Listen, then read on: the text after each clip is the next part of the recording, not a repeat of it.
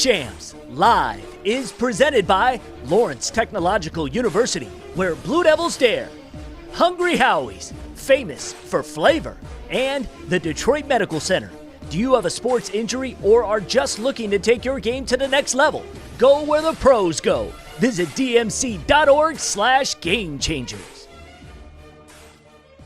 Hey everyone, welcome to the 57th installment of State Champs Live presented by Lawrence Technological University. Here's some fast facts about Lawrence Tech. A 12-to-1 student-to-teacher ratio, a laptop with all the software needed for your degree program provided to all undergrads at no cost. Over 100 academic programs, 10 fraternities and sororities, 85% of incoming undergrads receive financial aid. Lots of co-ops and internships available. Take a virtual tour at ltu.edu.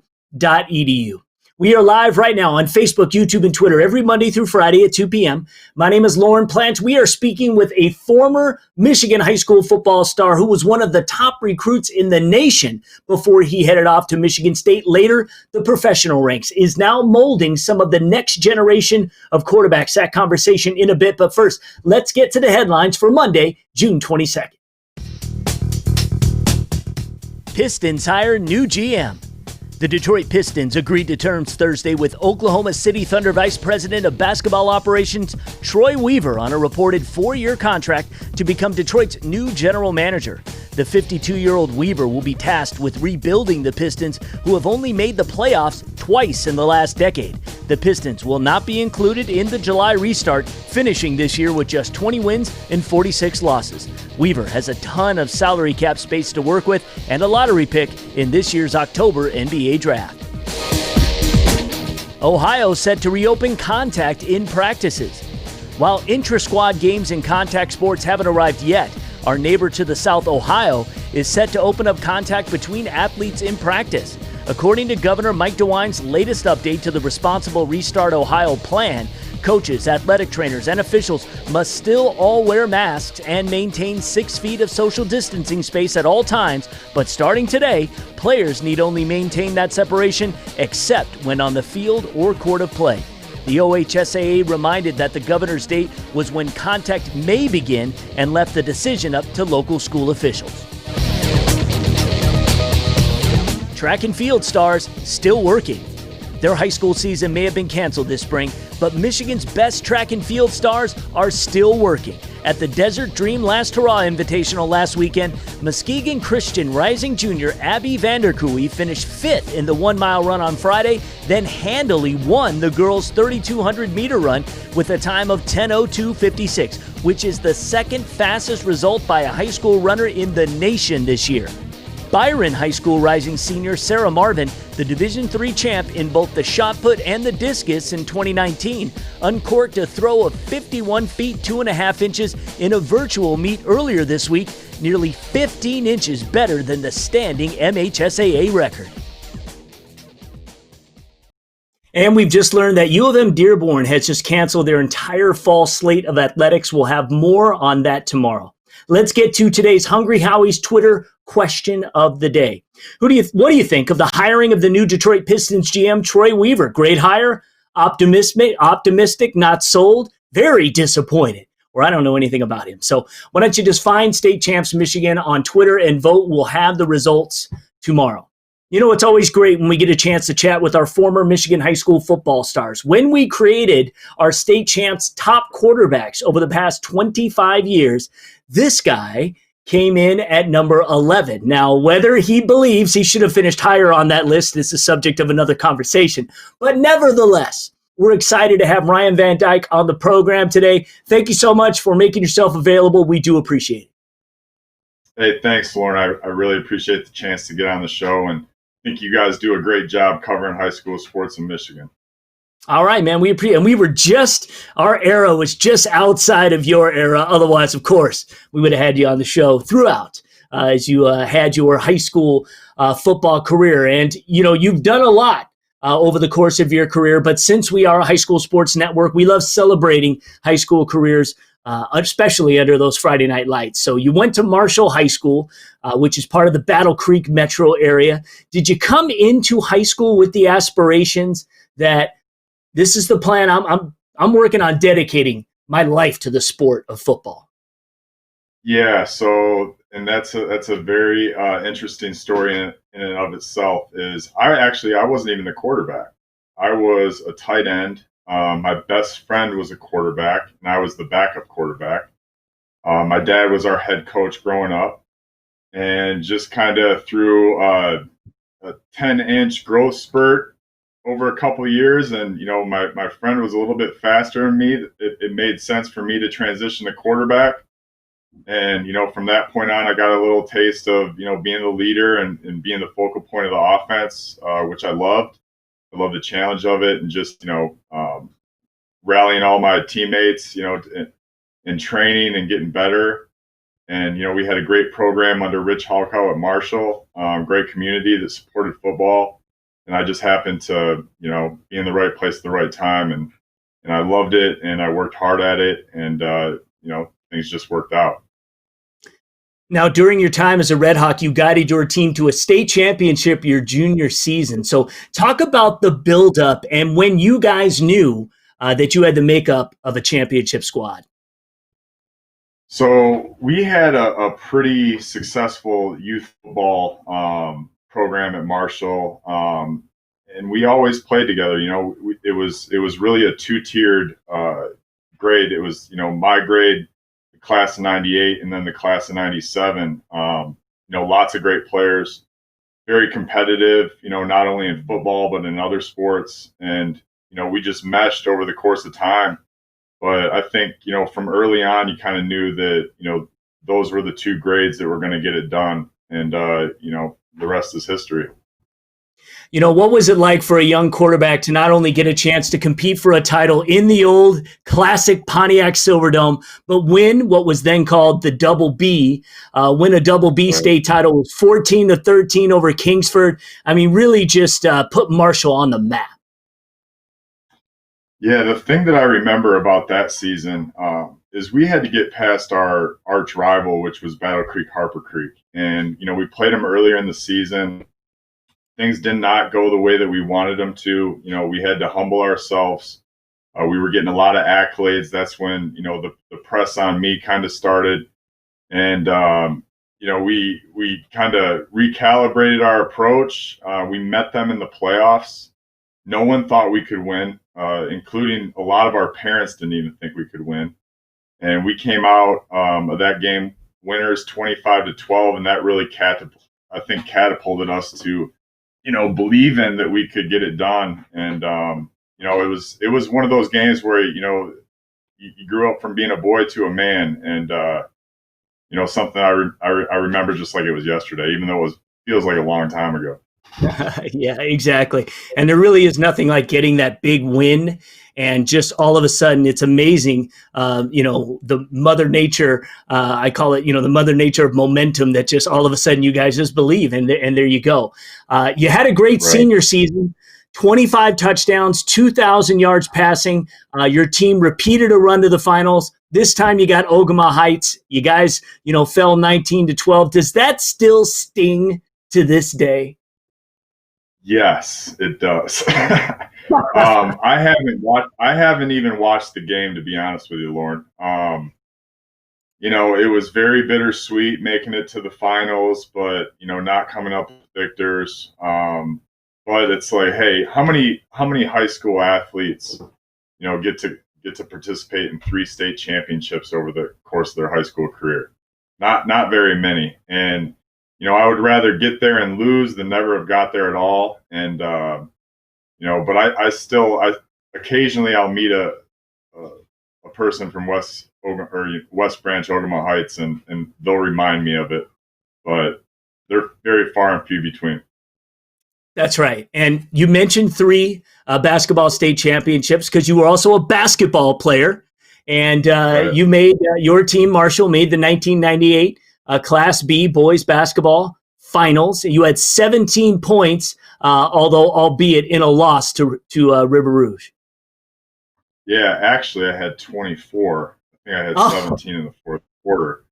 But got it. that was great. That was a great experience too. Basketball was my first love, and when I had the opportunity to work with quarterbacks and they're multi-sport guys. Basketball has a lot of the same type of movements and just the quickness and the pace that you're looking for to transition to playing quarterback. You got to have a short memory. But basketball was my first love. I was always a good shooter. Guys could start jumping higher than me, so then I made the switch to football.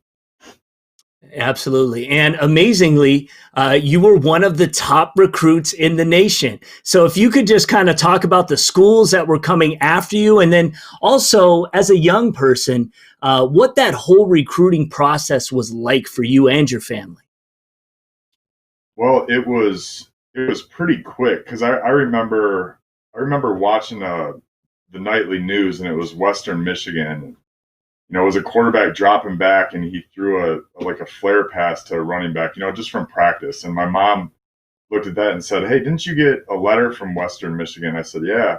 She's like, "Well, you can't do that stuff." And I said, "Okay, well, I'm gonna prove it to you that I can." And I just always kind of had that chip on my shoulder. The more success our team had, the more attention I received.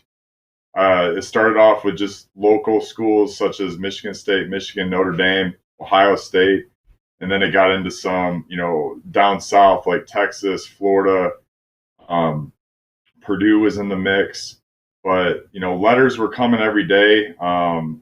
It was pretty overwhelming. It all happened very fast, and then I was a Notre Dame fan growing up. So, when Lou Holtz left, I have a place that I wanted to go at that point in time. And that's when Nick Saban came into East Lansing. And I was just, I was very impressed with Coach Saban and his coaching staff and, loved East Lansing. My high school coach was a Spartan. So I knew a lot of Michigan State, but yeah, it happened very quickly.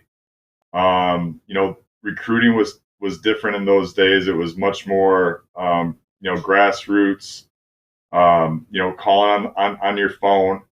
Hey, hey, mom and dad, get off the phone because there might be a busy signal. Yeah. There was, no Twitter or Facebook or anything like that. And really, it was the results on Friday night.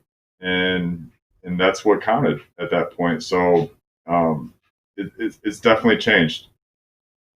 No question. And we're going to get there because you're a part of, again, working with the next stars that we're going to see in the college ranks and beyond. Ultimately, you chose Michigan State. And as you alluded to, if everyone remembers, that those were Nick Saban's Spartans.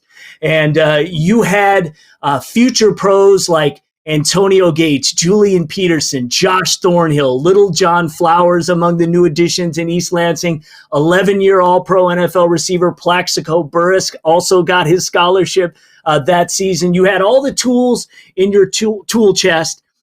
Injuries, those darn injuries, right, had to be the last thing you expected to permeate throughout your college career.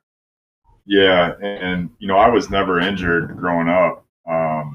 At least not like that. And some of it, I can attribute it to it being just fluke stuff, wrong place at the wrong time. And some of it was just not understanding the game, like I should have in terms of my hot reads and understanding where I might be vulnerable.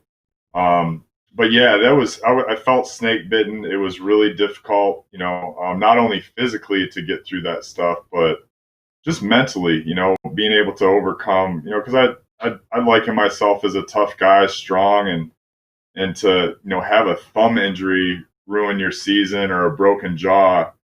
It was those were some of the toughest times of my life. It was very humbling, and I really had to kind of re-engineer the way I thought about things to get through that. And you didn't give up.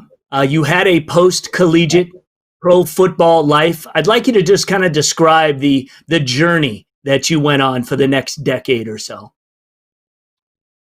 Well, I would say I'm a very determined competitor when I get something set in my mind, it's going to happen. And I had a goal of playing pro football.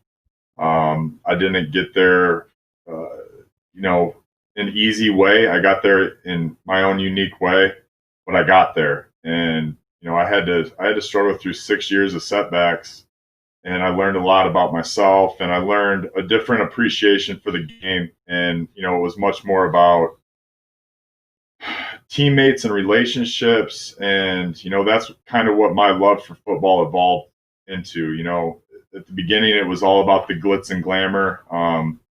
But over the course of, the years, I really had a different appreciation for being able to play the game. And, that's one thing that I talk to all of our quarterbacks at Quarterback University about is, have a love for the game and why you play and who you play for, rather than what you get out of it. So. Yeah, and it was such an interesting time in professional football. I remember it, distinctly. You had a little bit of work in the NFL. Bounced around a little bit. You played some arena league, right? Which is Yep. which is just wild. And for anyone who remembers going to the Palace or wherever it was, watching arena league football is just so interesting, just wild. And then obviously you had an opportunity and made the most of it in NFL Europe. And you played with the Cologne team out of Germany, the Cologne Centurions. And it must have been extremely gratifying that in 2004, you finally put things together, were healthy, led the league in passing yards, touchdowns, and total offense. Yeah, and up until that point, I had made the decision to get away from football. My last experience actually my second year in the league, with the New York Giants. I had come down with shingles, and I mean, like, who gets that? In training camp, and I just was like, you know what, this isn't working out, and I decided to quit. And I never quit on anything in my life. I went to work at a boys' home, working with adjudicated youth, who had a lot more issues and things to deal with than I did. And it kind of put everything in perspective for me. And, trying to encourage them along the way, like I kind of found myself. So I said, hey, I'm going to re-up. We're going to do this again. I'm going to do it the right way. I'm going to do it with everything I got. And it just happened. And I had probably the most fun I've ever had playing football. Just playing carefree and not really having expectations, just kind of taking things one step at a time, one day at a time. And that's one of the lessons that I learned up until that point is, nothing's guaranteed, and you got to appreciate everything that you have, because it can be taken away from you, right, wrong, or indifferent at any point in time. No doubt about it. We're going to talk about what Ryan Van Dyke is doing in molding the next generation of quarterbacks in just a minute. If you have any questions or comments for him, you can ask them now on Facebook, Twitter, or YouTube, and we'll get to them. But first, here's what happened this week in state champs history. Hang in there, Ryan.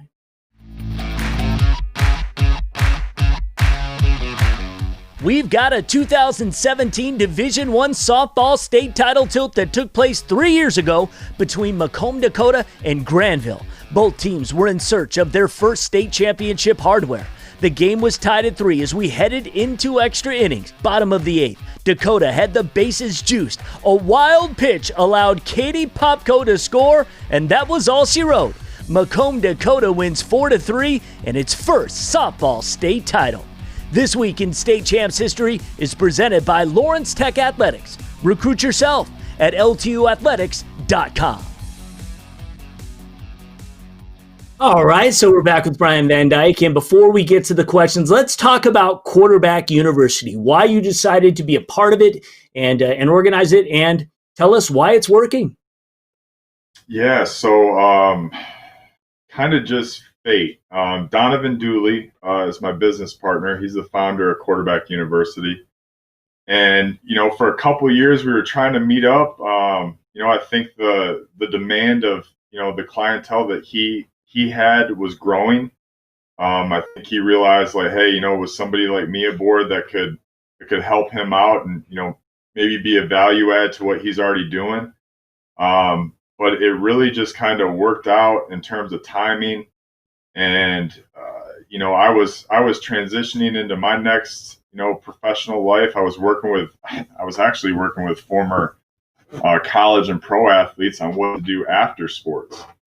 And, you know, it's kind of one of those old adages, like whatever they say about the marriage, the business and knowing when it's right. Me and Dooley, like we might not be perfect, but we're perfect for each other. And, we do a great job with the quarterbacks, working with the families and just really trying to take a holistic approach to developing these kids into, into dudes. Like we want to make quarterback dudes. Um, and, and I think this is probably one of the deepest years that Michigan's going to experience in terms of the quarterback talent pool. That's cool, and that should be a shirt, man. We make quarterback dudes. I think A1, I think that could trend. All right, before we get to the questions, also your company is growing, and you told me earlier in a conversation that hang on, let me make sure I got it here. So that this talent, and you just kind of alluded to it, but the talent in the state and their understanding of the game is far beyond anything you learned in high school. It's not even comparable. I mean, it's a different game. The way that the evolution of football, not only with the kids, but the coaches and the schemes, all the different things that these kids need to understand before they get out and play. Number one, it takes a while to teach. Number two, it takes a while for them to download all those things into their head. So it's more, they're instinctive and not thinking about it. But the best thing for us is we got a lot of horses in the stable, so to speak, and they compete against each other. And iron sharpens iron is a term that we use all the time. Like some of their fiercest competition is when nobody's watching on a Thursday afternoon, and it's 120 degrees on that turf field, and they're competing ferociously. Who's first in line, who makes the best throw, like, who's going to bring the most teammates. And we're really seeing those things come to fruition, with the attention that they're receiving from the next level, as well as the new people that are contacting us and saying, hey, this is something that I want my son to be a part of. Absolutely. And I appreciate before we got started, you had sent me along some of the success stories that you guys have had at QBU so far, some previous success stories. Chris Kaminsky out of South Lyon East, who's now at Eastern Michigan. Travis Smith out of Ithaca, who spent time at Wake Forest and CMU. Jake Smith from Ithaca went to Harvard. Danny Welke from Marshall went to Western Michigan. And guys you have now, Peyton Smith out of Ithaca. You guys are just molding those Yellow Jackets. He's going to U of M. Zach Gillespie going to MSU. Tyler Pape from Parma Western. I think Zach Gillespie is what? Is that Lance? You had LCC. Was that Lansing Christian? Lansing Catholic. Not true. Lansing Catholic. Okay. And Tyler Pape from Parma Western going to CMU, and Chase Bradman from Grand Rapids South Christian to Indiana Wesleyan. So again, a lot. What you're doing is working with these guys and obviously getting the attention of colleges. Yeah, and those are just like in the last 2 years, those are just the ones that I had a finger on. Those aren't even counting Dooley's guys. He's got a DeJuan Mathis who's at Georgia, and the list goes on. I mean, all you got to do is check out his Twitter feed, and it's D1 kids, daily. But one of those stories with Zach Gillespie. Zach came to us and he wasn't even a quarterback. He was a wide receiver. So the quarterback the year before graduated, and he got thrust into the quarterback position. And the next thing you know, he's bringing 4 or 5 guys from his team to workouts over the summer. And he turned into the D5 player of the year and state champion, just 1 year playing quarterback, but he worked at it, and he, when you get a quarterback like that, it's important that you don't give them too much. You give them just enough to where they know what, they have to learn and what they have to do and kind of eliminate the fluff, so to speak. And, other than not churning out a quarterback for Western Michigan, we have all the other D1 schools in the state of Michigan with a QBU quarterback. So pretty proud of that. Absolutely, absolutely, and it's providing great opportunities for kids. And again, more and more colleges are putting football programs into their stables, so they're going to need great quarterbacks. So I do want to get to some of the questions that we had that came for you before we let you go. David wants to know, what is something a quarterback needs to do to be successful that most people don't think or realize? I think coachability is critical. Not all these lessons and kids that we begin working with experience success like overnight. It takes a lot of hard work. Sometimes it takes breaking down some bad habits in order to, build them up with good ones. So for them to be coachable and to be patient and, obviously have a lot of trust in what I'm teaching or what our staff is teaching, having their best interest at heart. So I don't think that's something I think that's kind of like a light bulb going on for kids and dads is the coachability piece. I think everybody gets, caught up in arm strength and the size and everything. But if I can get a kid that's coachable and he listens to what I'm telling him and he can make continuous improvements over the course of time, I mean, you're dealing with a dangerous, signal caller at that point. Yeah, absolutely. All right. So a guy named Brian wants to know, is it true your brother BJ was faster than you? I think his name's Brian. That's probably from my brother. Yeah, it is. It is. Yes, I'll give him that. He wants to make a point. All right, Beej, you're faster than me. Congratulations. He brings it up to me every single time we see each other. Right, exactly. All right, so this Jack wants to know, what's your favorite moment as a coach or as a player? As a player, I would say it would be that probably 2004 NFL Europe season. Just the making it through all those hard times and getting to experience some success at the professional level. That was awesome. As far as a coach, we won a KLAA championship at South Lyon in 2014 with a bunch of little gritty guys from South Lyon. We competed in one of the hardest conferences in the state. So that, as well as, at QBU, I get hordes of texts on Friday night, after the game with dads and kids and, hey, guess what? Johnny threw 5 touchdown passes. We won it. It's like Christmas for me every Friday night, communicating with, our clients. Yeah, absolutely. All right. So a guy named Bernard, and I believe you would know this guy as well. He wants to know why your head is so greasy. That's one of my former teammates. Yes. I'm sure. Bernard Riley, yeah. Yeah, I was smart. I always had roommates or my best friends on the team were the D linemen or the O linemen. And the thing with them is you got to always let them, mess with you and make them think that they're cooler than what they are. No, I'm kidding. But yeah, I get razzed pretty good about, whatever I'm doing by those guys. They're always keeping up and trolling me. And so this, of course, is par for the course. That would happen. Yes, it's part of a quarterback's life. And I do want to say out there, Matt Patanti, who was the longtime president of State Champs, in our early days, and was a teammate of Ryan's at Michigan State. So we always send out a shout out to Matt. And again, thanks again for doing this. We really appreciate it. If there are some quarterbacks who are interested in your services, how should they go about reaching out?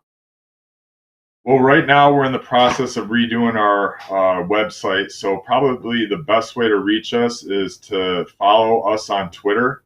Follow me on Twitter follow Donovan Dooley on Twitter or Facebook, and just let us know.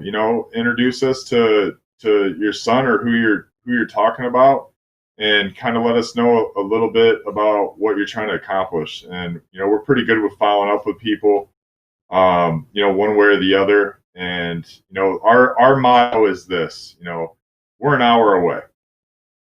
We have people in Holland, we have people in Kalamazoo, Detroit, Grand Rapids, Jackson.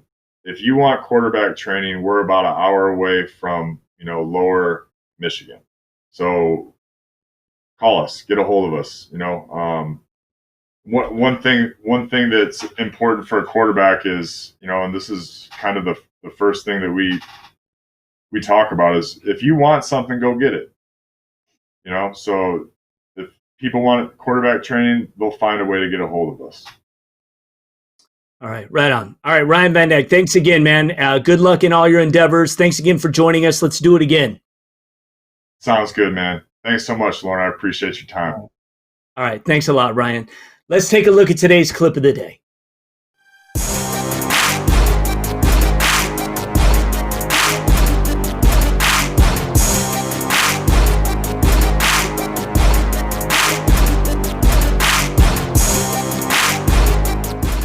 And that's your clip of the day. All right, very nice. Send us a link to your clip on any of our social media platforms. We'll check it out. Believe it or not, posture is very important to your athletic success, whether you're a quarterback or not. Here's a quick look at today's DMC Game Changers. Did you know using today's technology, computers and cell phones can affect your sports performance? And so what do we need to do is look at, do your shoulders round forward and does your back come forward like this? So if you think your posture is affecting your sports performance, come for a full upper extremity evaluation and see the professionals at the DMC Physical Therapy and Sports Medicine. You can check out the full 2-minute versions of every Game Changer segment, all 15 of them, at our website, statechampsnetwork.com, and our free streaming app. We also have a complete playlist on our State Champs YouTube page as well. Let's check out the results of Thursday's Hungry Howie's Twitter question of the day. Will Matthew Stafford be a top 10 quarterback in the NFL in 2020? And look at this. 35% of you say yes. They are believing in number 9.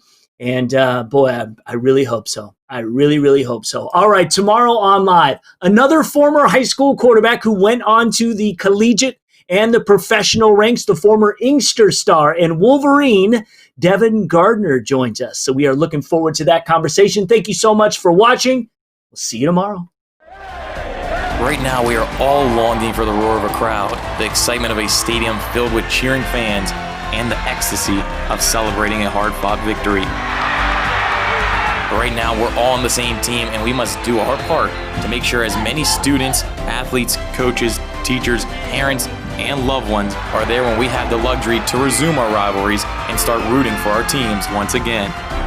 Stay home and stay safe. State Champs Live is presented by Lawrence Technological University, where Blue Devils dare, Hungry Howie's, famous for flavor, and the Detroit Medical Center. Do you have a sports injury or are just looking to take your game to the next level? Go where the pros go. Visit dmc.org/gamechanger.